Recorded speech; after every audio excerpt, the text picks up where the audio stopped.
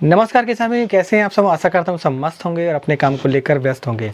किसान भाइयों, चाहे आप सब्जी की खेती कर रहे हों और चाहे फिर आप धान, मक्का, ज्वार, बाजरा, तुअर ये खेती कर रहे हैं, यानी कि आप जो नॉर्मल खेती हमारा जो पुरानी ज़माने से जो हम खेती करते चले आ रहे हैं और जो लार्ज स्केल पर की जाती है वह खेती कर रहे हो आप। अभी के समय में खासकर मई के महीने में और जो हाफ जून होता है 15 जून तक, आपको ये 3 काम जो है मैं आपको बता रहा हूँ ये आपको कर लेने चाहिए। अगर ये 3 काम आप कर लेते हैं तो आप यकीन मानिए आपकी जो फसल का उत्पादन है ना वो तो ज़्यादा हो गई, साथ में आप टेंशन फ्री हो जाएंगे 1 साल के लिए। दूसरी बात यह है कि आप यदि इन 3 कामों को नहीं करते हैं तो फिर आप साल भर इन कामों को कर भी नहीं पाएंगे। कर तो पाएंगे, फिर वो नवंबर दिसंबर के बाद आप कर पाएंगे, जो कि थोड़ा सा दिक्कत वाला काम होता है। काफ़ी काम हो पाते हैं, काफ़ी काम नहीं हो पाते। तो चलिए दोस्तों, आज भी हम जानने की कोशिश करेंगे कि यदि हम खेती करते हैं, चाहे वो कोई भी हो, तो आपको क्या क्या ज़रूरी काम अभी के समय में कर लेने चाहिए, खासकर ग्रीष्मकालीन समय में। दोस्तों, वीडियो को आगे बढ़ाते हैं। मैं हूं राकेश साहू, आप देख रहे हैं एग्रो जीवन बातें किसान की। यदि ये वीडियो आपको अच्छा लगे तो आपको पता ही है कि आपको वीडियो को लाइक करना है। दूसरा ये कि जो किसान भाई इस चैनल पर नए आए हैं इस वीडियो के माध्यम से, तो वो इस चैनल को सब्सक्राइब कर लें।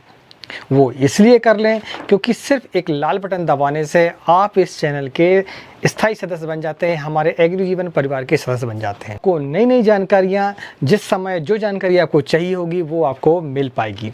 तो दोस्तों, वीडियो को आगे बढ़ाते हैं और चलिए शुरुआत करते हैं हमारे पहले पॉइंट की। तो पहला पॉइंट है दोस्तों हमारा ये कि आपको सबसे पहला पॉइंट ये याद रखना है कि ग्रीष्मकालीन मौसम पर आपको गहरी जुताई करनी है, क्योंकि गहरी जुताई करने से आपको काफ़ी बेनिफिट मिलेंगे।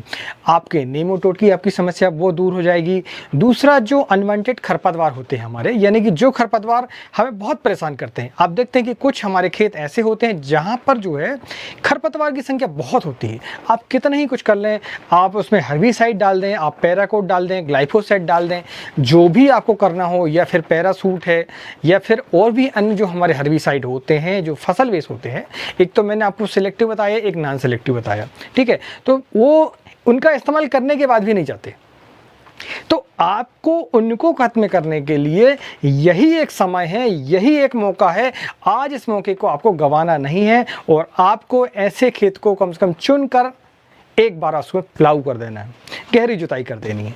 गहरी जुताई आप जैसे करेंगे तो आप देखेंगे कि जो ऊपर की जो मिट्टी होती है हमारी वो नीचे चली जाती है, यानी मिट्टी पलट जाती है, और नीचे की जो मिट्टी होती है वो ऊपर आ जाती है। तो आपने ये समझ लिया। तो हमारे जो खरपतवार के जो सीड होते हैं वो नेचुरली ऊपर होते हैं, तो जब मिट्टी हमारी पलटती है तो उसके साथ में वो सीड भी नीचे चले जाते हैं। और आप देखते हैं कि आप जब भी फिर नई फसल लगाते हैं तो वहाँ पर खरपतवार की संख्या ऑटोमेटिक कम हो जाती है, आपको उसके लिए कुछ नहीं करना पड़ता। एक फ़ायदा तो ये हो गया आपका। अब दूसरे फ़ायदे की हम बात करें तो जो हमारे सूक्ष्म कीटाणु होते हैं जो आपको नज़र नहीं आते, चाहे वो फंगस हो, चाहे वो इंसेक्ट हो, वाइट ग्रब हो, जो ज़मीन से यानी कि मिट्टी से पौधे को नुकसान पहुंचाते हैं, जैसे नीमेटोड हुआ हमारा, बिल्ट हुई, ये सारी समस्याएं जो है हमारी मिट्टी पलटने से दूर हो जाती हैं। आपको इसके लिए जो है पैसे खर्च नहीं करने पड़ेंगे। नहीं तो फिर आप क्या करेंगे कि बाद में फिर इसमें आप इंसेक्टिसाइड डालेंगे, फंगीसाइड डालेंगे ज़मीन के साथ में। तो आपको ये खर्चा नहीं उठाना है, सिर्फ आपको एक काम करना है कि आपको गहरी जुताई करनी है। कम से कम यदि आप सब्जी की खेती करते हैं तो आपको तो हर साल करनी पड़ेगी, ये आप तो पक्की बात मान के चलें, ठीक है।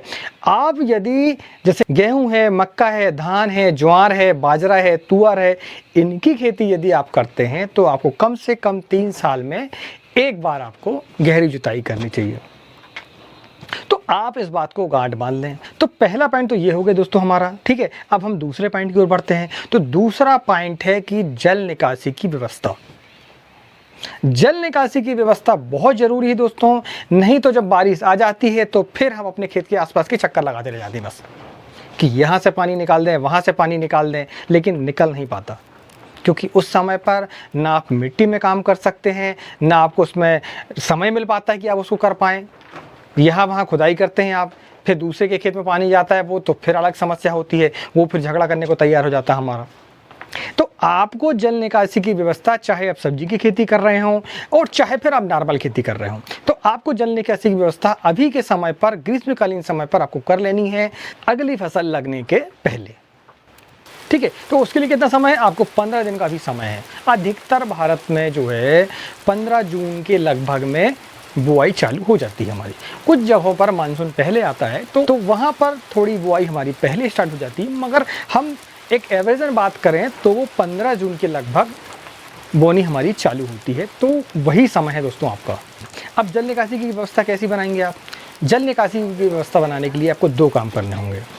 पहला काम करना होगा अपने ये कि आपको नाली बनानी पड़ेगी, जहाँ से जिस तरफ से आपको पानी निकालना हो, यानी कि वो जगह जहाँ पर पानी ऑटोमेटिक पहले से ही खेत से हमारे निकल रहा है, उसी जगह का चुनाव करके आप नाली बनाएं और नाली के माध्यम से आप पानी को बाहर निकाल लें। लेकिन एक बात का और ध्यान रखिए उसमें कि आपको पत्थर जो होते हैं हमारे, यदि आपके खेत पर पत्थर नहीं है, फार्म पर पत्थर नहीं है, तो आप जो है बजरी, गिट्टी इनकी व्यवस्था कर लें और जहाँ पर नाली से पानी निकलेगा वहाँ पर उसको रुकाव के लिए व्यवस्था कर दें, नहीं तो आपके खेत की मिट्टी बह जाएगी।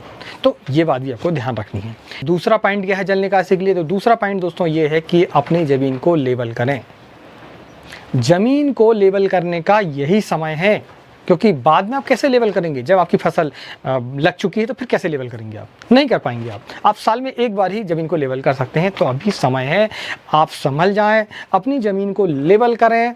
तो लेवल करने के लिए आप चाहें तो जो हमारे जेसीबी आती है उसका इस्तेमाल कर सकते हैं। आप चाहें तो अपने ट्रैक्टर पर जो ऐसा कुछ जुगाड़ बनाएं, या फिर एक लेवलर आता है ट्रैक्टर वाला सस्ता, जो कि 10 से 12 हज़ार में मिल जाता है, उसका इंतज़ाम कर लें, आप उससे करवाएं। या फिर आपके एरिए पर लेज़र लैंड लेवलर है यदि, तो आप उसकी सहायता से भी ज़मीन को अपनी अच्छे से लेवल कर सकते हैं।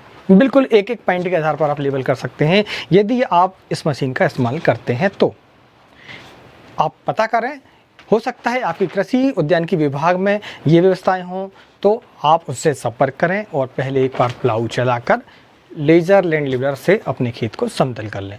तो इस आधार पर आप अपने फार्म को लेवल कर सकते हैं। तो ये हुआ दूसरा पॉइंट दोस्तों। अब हमारे तीसरे पॉइंट की तरफ बढ़ते हैं। तो दोस्तों तीसरे पॉइंट बढ़ने से पहले मैं आपको एक बार और रोकूंगा और कहूँगा कि यदि आपको वीडियो अच्छा लगता है तो वीडियो को लाइक ज़रूर करें। और मैं आपको आगे बढ़ने से पहले एक बात बता दूं कि हमारे चैनल पर एक वीडियो अभी करंट में अपलोड हुआ है, जो कि बेड कैसे बनाएं हम, ठीक है, उसमें गोबर खाद कैसे डाला जाता है, रासायनिक खाद कैसे डाला जाता है और फिर बेड को कैसे चढ़ाई जाती है, इस बारे में डिटेल जानकारी है। तो उस वीडियो को ज़रूर देखें। और एक वीडियो पर हमने बताया हुआ है, एक जुगाड़ का वीडियो हमने बनाया हुआ है कि उससे हमारा कैसे काम हमारी आसान हो जाती है, हमारी बेड कैसे समतल हो जाती है, उस पर जो हम फावड़े की सहायता से जो मिट्टी काटते हैं मल्चिंग के लिए, वो कैसे आसानी से आप काट सकते हैं, उसके बारे में भी डिटेल में जानकारी है। तो उस वीडियो का मैंने लिंक जो है आई बटन पर दे चुका हूँ, आप चाहे तो जाकर उसको देख सकते हैं। तो दोस्तों चलो आगे बढ़ते हैं हम और हमारे तीसरे पॉइंट की तरफ बढ़ते हैं। तो तीसरा पॉइंट दोस्तों ये है कि आपको यदि वर्मिंग कंपोस्ट, गोबर खाद या जितने भी जैविक खाद जितनी भी होती हैं, उनका यदि अपने फार्म पर इस्तेमाल करना है तो ये बेस्ट समय है। आप अपने आसपास या आपके पास जानवर हैं तो आप जितनी भी आपके पास गोबर खाद है, केंचुआ खाद है, उसको अभी वेट पर आप डाल लें या अपने खेत पर बिखराव कर लें इसको। तो दोस्तों यही एक समय है जब अपने खेत पर आप गोबर खाद का इस्तेमाल कर पाते हैं। नहीं तो एक बार जब पौधा लग जाता है तो उसके बाद फिर आप गोबर खाद नहीं दे पाएंगे। तो इस बात का ध्यान रखें और इस मौके को चूकने ना दें। दोस्तों समय जाता है, लौट के नहीं आता है, फिर साल भर आप पछताते रहते हैं कि यार ये कर लेते तो ये हो जाता और ये कर लेते तो ये हो जाता। इसलिए अभी समय है। मेरा काम था आपको सूचना देना, आपको याद दिलाना कि आपके ये काम होते हैं। दोस्तों ये वीडियो कैसा लगा आपको प्लीज़ कमेंट करके बताएं।